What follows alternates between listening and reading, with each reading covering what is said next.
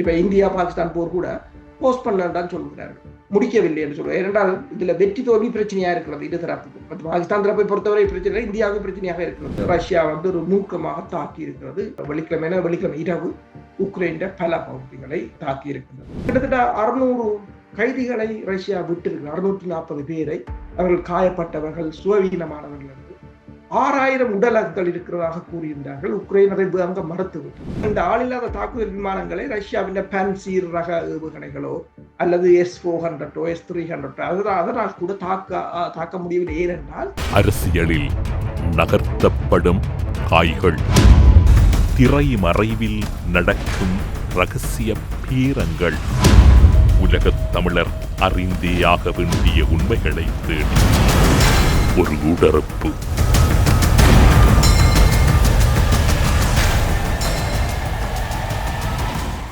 இன்றைய ஊடறுப்பு நிகழ்ச்சியில் நம்மோடு இணைந்திருக்கக்கூடியவர் பிரித்தானியாவில் இருக்கும் கலாநிதி பிரபாகரன், எல்லோராலும் நன்கு அறியப்பட்டு பரிச்சயமான இராணுவ ஆய்வாளர் வேல்ஸில் இருந்து அருஸ் அவர்களை இணைத்திருக்கின்றோம். ஊடறுப்பு நிகழ்ச்சியின் சார்பில் உங்களை வரவேற்பதில் மகிழ்ச்சி. வணக்கம். வணக்கம் தமிழரசு. உடற்பு நேயர்களுக்கு வணக்கம். அமெரிக்காவின் புதிய ஜனாதிபதி டொனால்ட் ட்ரம்ப் அவர்கள் தெரிவு செய்யப்பட்ட பின்னர், அந்த பொறுப்புகளை அவர் ஏற்றதன் பின்னர் உக்ரைன் ரஷ்யா இடையில் ஒரு யுத்த தணிவு அல்லது யுத்தமற்ற சூழ்நிலை ஒன்று எழுவதற்கான வாய்ப்புகள் இருப்பதாக எல்லோரும் எதிர்பார்த்தார்கள். பல அரசியல் ஆய்வாளர்களும் குறிப்பிட்டிருந்தார்கள். ஆனால் நிலைமை மாறி இப்போது ரஷ்யா மீது உக்ரைன் மீண்டும் தாக்குதல் நடத்துகின்ற ஒரு தன்மை வந்திருக்கின்றது. அண்மையில் கூட கடந்த வாரம் ஒரு பெரும் தாக்குதல் ஒன்றை உக்ரைன் ரஷ்யா மீது மேற்கொண்டிருந்தது. என்னதான் இடம்பெறப் போகின்றது? மீண்டும் ஒரு யுத்த களமுலை கொதிநிலையை நோக்கி நகர்கின்றது.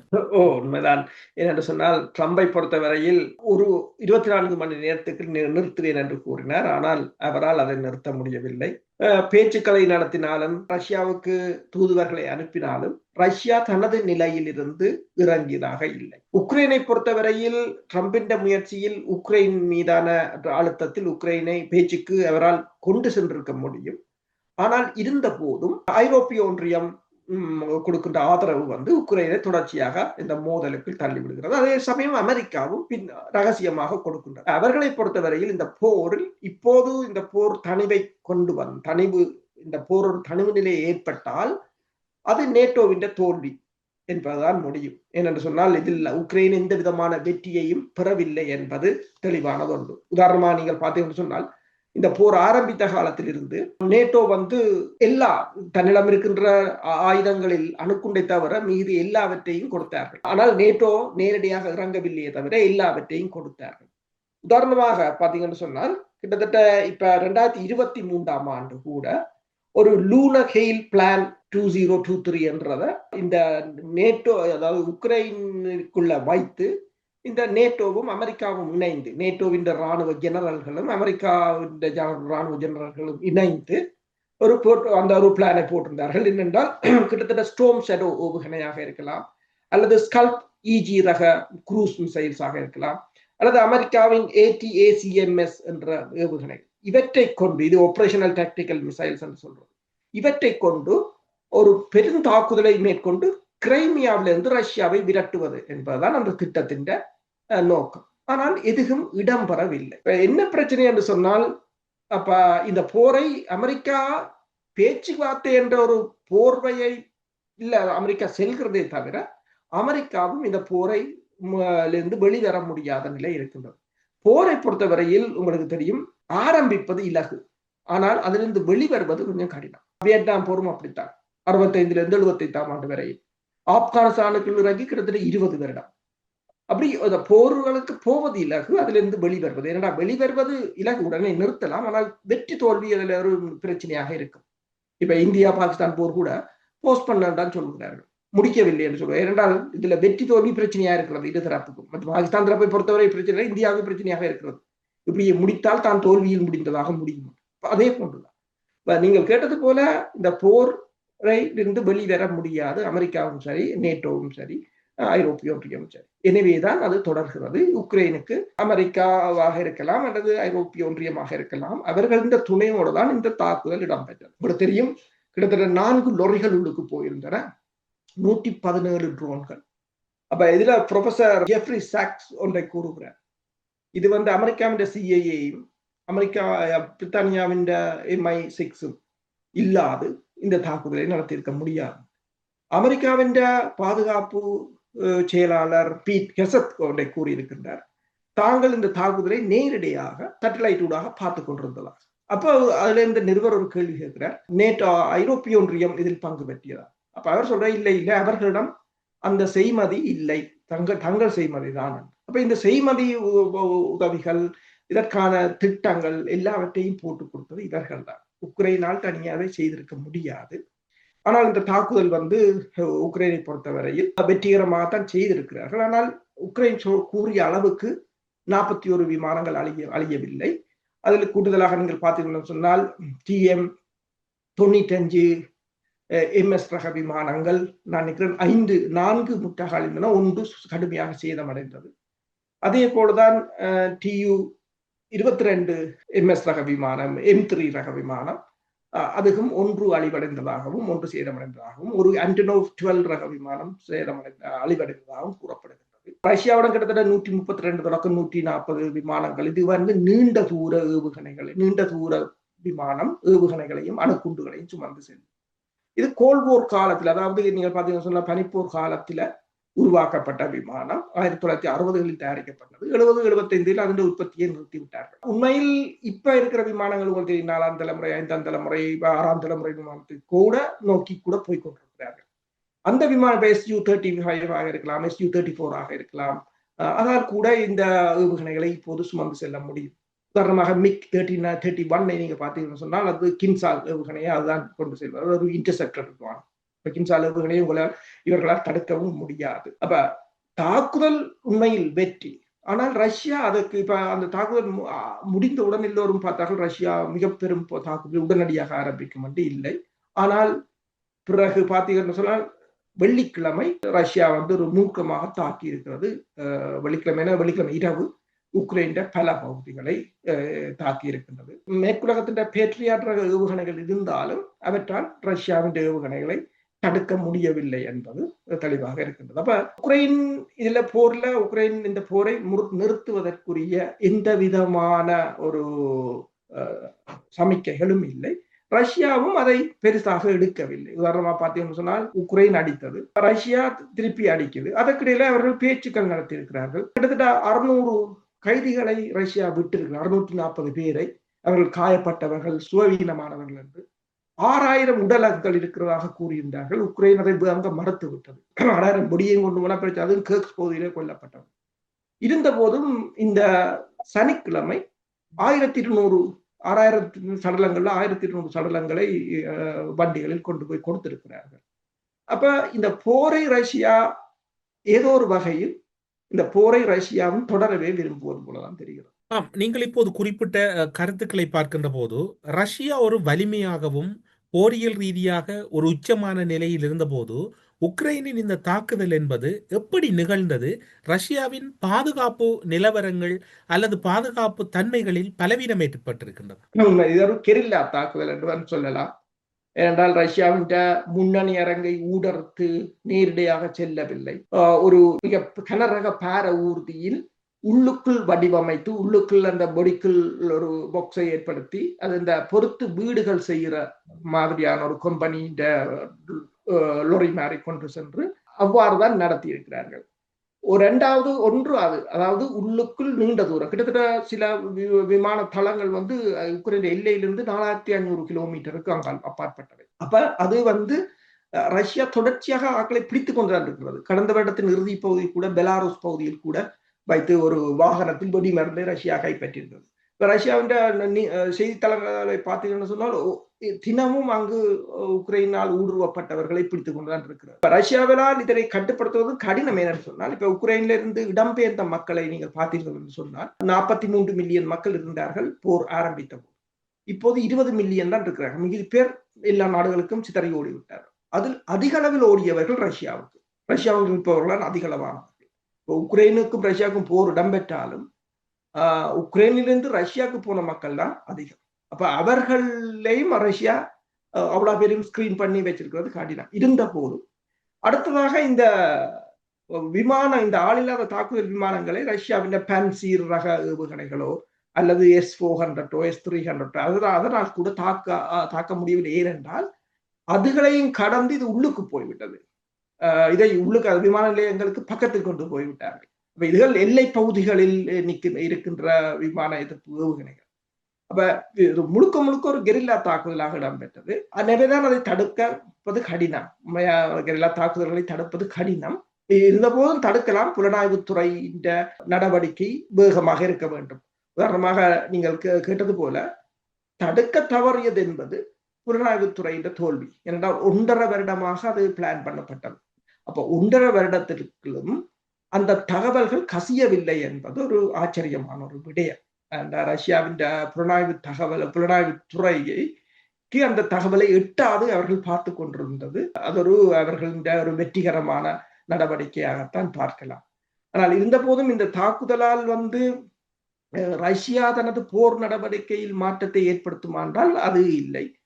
ரஷ்யா இப்ப கேர்க்ஸ் பகுதியை கைப்பற்றி இப்போது திருப்பி சுமிக் பகுதியை நோக்கி ரஷ்யா மூவ் பண்ணி கொண்டிருக்கிறது. இப்ப சுமிக் பகுதியில் இருந்து கிட்டத்தட்ட 20க்கும் குறைவான கிலோமீட்டரில் தான் ரஷ்ய படையினர் இருப்பதாக கூறப்படுகிறது.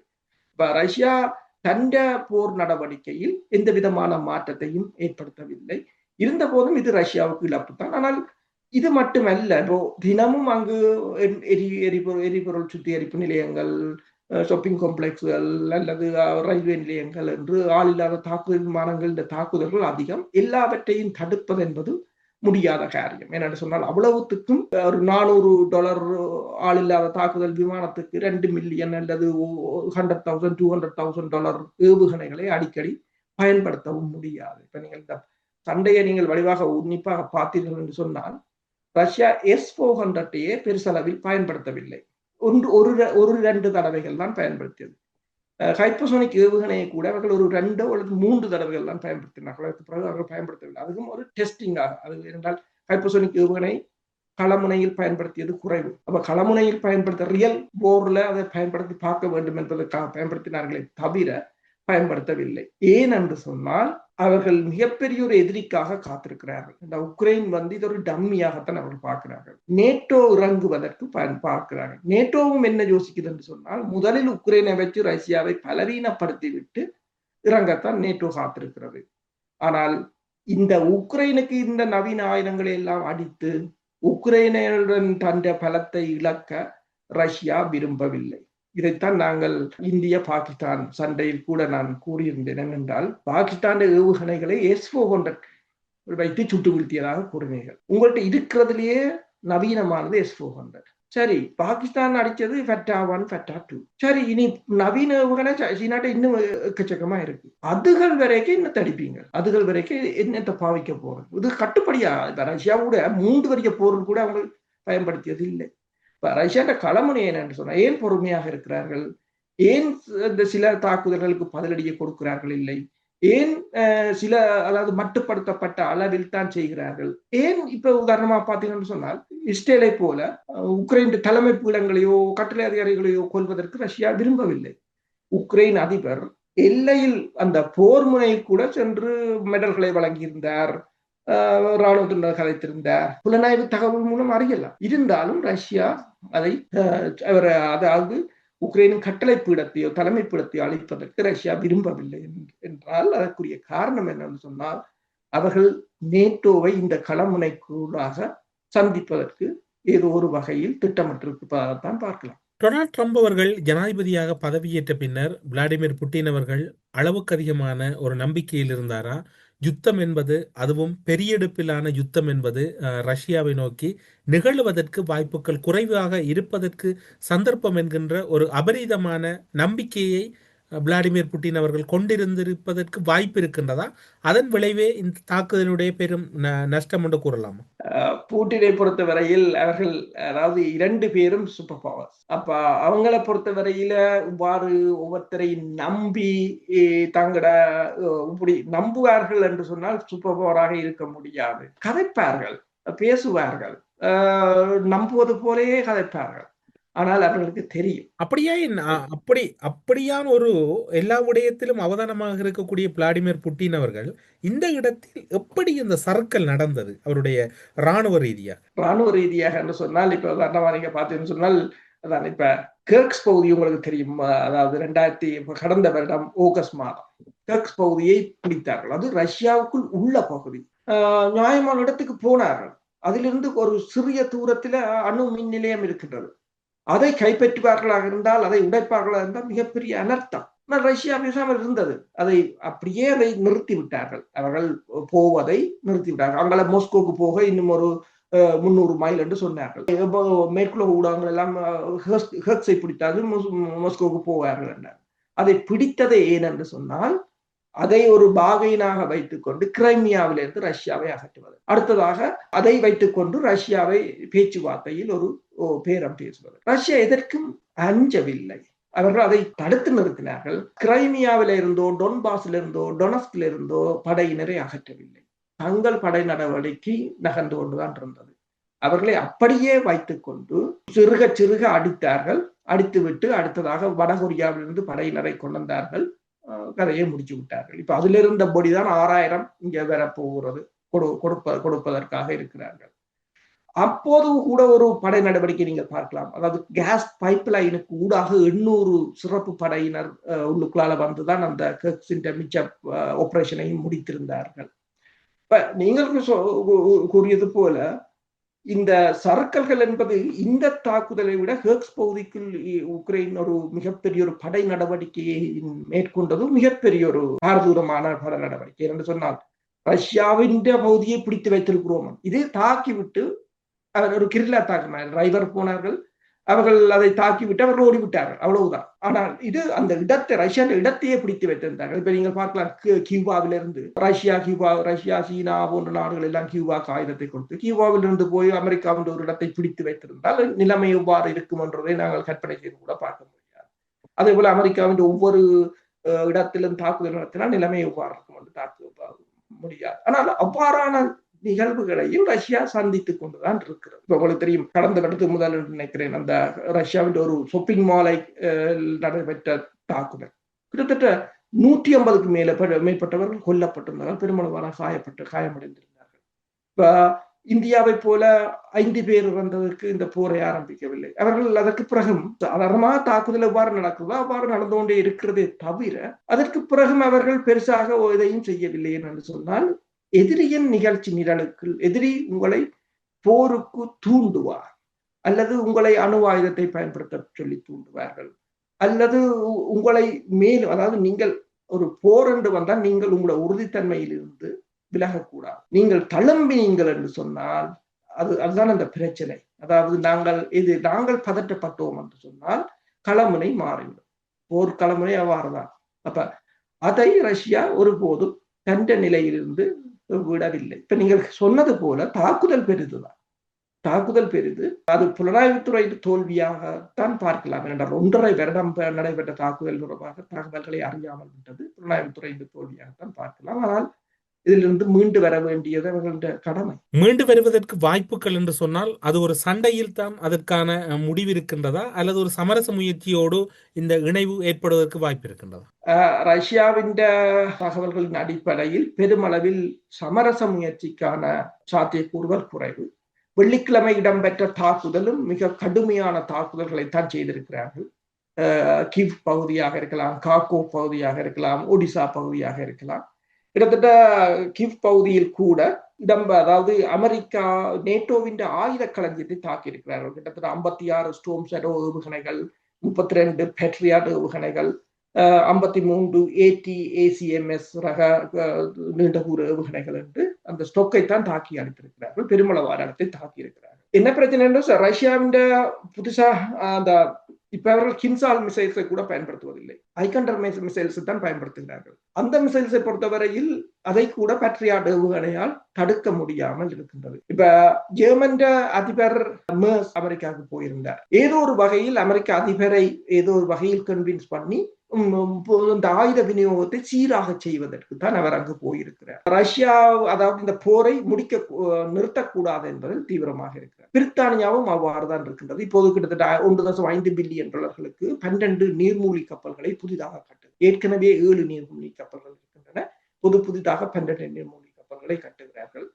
72,000 தொடக்கம் 84,000 இராணுவத்தினர் தான் இருக்கிறார்கள். ஆனால் அதையும் அதிகரிக்க வேண்டும் என்று நிற்கிறார்கள். ஆனால் பிரித்தானியாவும் பிரான்சும் ஜெர்மனும் இணைந்து தாங்கள் ஒரு படை அதாவது உக்ரைனில் இராணுவத்தை இறக்கினால் அமெரிக்கா ஏஆர் சப்போர்ட் அதாவது வான் பாதுகாப்பை வழங்கும் என்ற வழங்க வேண்டும் என்ற ஒரு கோரிக்கையின் அடிப்படையில் தான் இப்போது இவர்கள் தங்களை தயார்படுத்திக் கொண்டிருக்கிறார்கள். அமெரிக்கா கூறியது போல பெருமளவு நிதிகளை நேட்டோவுக்கு ஒதுக்கி தாங்களும் இராணுவ உற்பத்திகளை அதிகரித்து போனால் அமெரிக்கா வழங்கும் என்று. ஆனால் நியூயார்க் டைம் போட்டிருக்கிறது அமெரிக்கா அப்படி இருந்தும் மறுத்து விட்டது, தாங்கள் ஏர் சப்போர்ட்டை வழங்க மாட்டோம் என்று சொல்லி.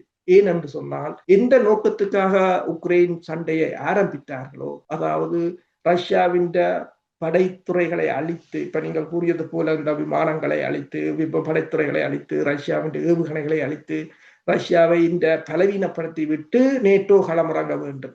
அப்ப அந்த நிகழ்ச்சி நிரல் நிறைவேறவில்லை. அதுதான் இந்த பிரச்சனை. அப்ப அது நிறைவேறாத கட்டத்தில் அமெரிக்கா அதுக்குள்ள போகாது.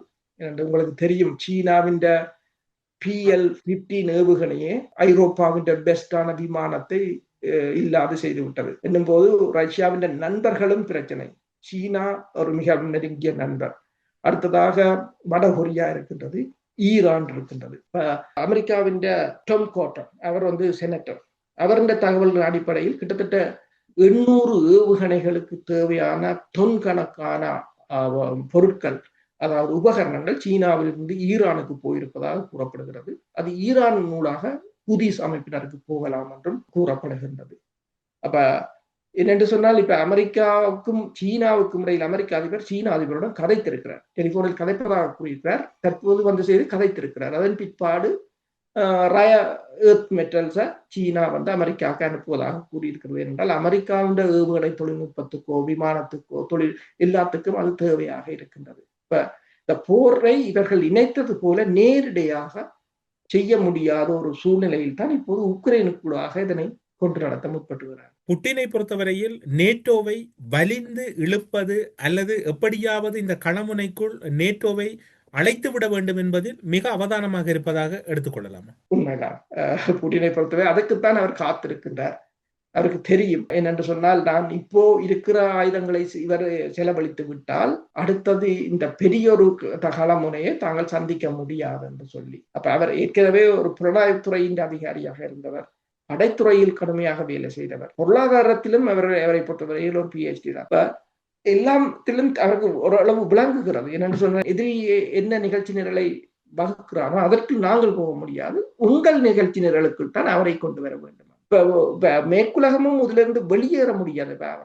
24 மணி நேரத்துக்குள்ள போரை நிறுத்துவேன் என்று கூறினார். அவரால் நிறுத்திய முடிஞ்சிருக்குமா முடியாதா?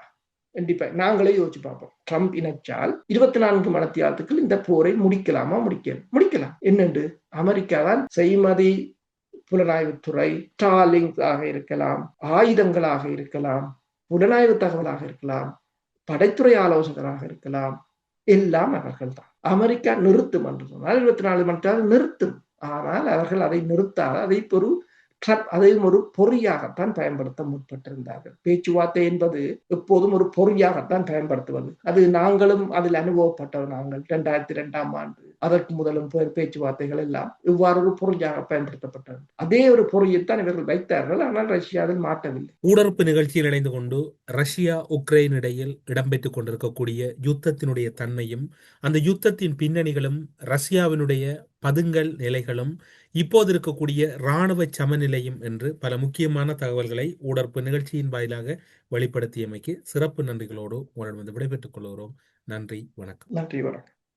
அரசியலில் நகர்த்தப்படும் காய்கள், திரைமறைவில் நடக்கும் இரகசிய பீரங்கள், உலகத் தமிழர் அறிந்தேயாக வேண்டிய உண்மைகளை தேடி ஒரு ஊடறுப்பு.